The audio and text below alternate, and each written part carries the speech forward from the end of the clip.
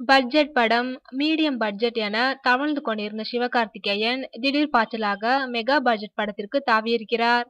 சிவகார்த்திகேயன் நண்பர் ராஜா தயாரிக்கும் இப்படத்தை அட்லியின் உதவியாளர் பாக்யராஜ் கண்ணன் இயக்குகிறார். ஒளிப்பதிவு பி.சி. ஸ்ரீராம், இசை அனிருத் என பெரிய அளவிலேயே தொழில்நுட்ப கலைஞர்களையும் ஒப்பந்தம் செய்துள்ளனர்.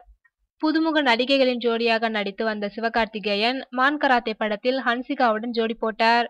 இவருக்கு ஹன்சிகா ஜோடியா என்று சிலர் பொறுமியதாக சிவகார்த்திகேயனே ஒரு பேட்டியில் குறிப்பிட்டிருந்தார்.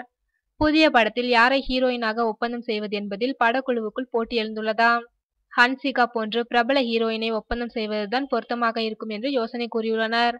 இதனைத் தொடர்ந்து சமந்தா, காஜல் அகர்வால், எமி ஜாக்சன், ஸ்ரீதிவ்யா பெயர்களை பரிசீலனை செய்ததில் சமந்தாவையே பலரும் முன்மொழிந்தார்களாம். சிவகார்த்திகேயனும் இதை விரும்புவதாகவும் கூறப்படுகிறது. சமந்தாவிடம் கால்ஷீட் கேட்டு அணுகிய போது, தற்போது விஜய், சூர்யா படங்களுக்கு கால்ஷீட் தந்திருக்கின்றேன், கொஞ்சம் பொறுத்திருந்தால் கால்ஷீட் தயார் என கூறியுள்ளார். சமந்தாவுக்காக காத்திருப்பதா அல்லது வேறு ஹீரோயினை ஒப்பந்தம் செய்வதா என்று தீவிர ஆலோசனையில் இருக்கிறார்கள் படக்குழுவினர்கள்.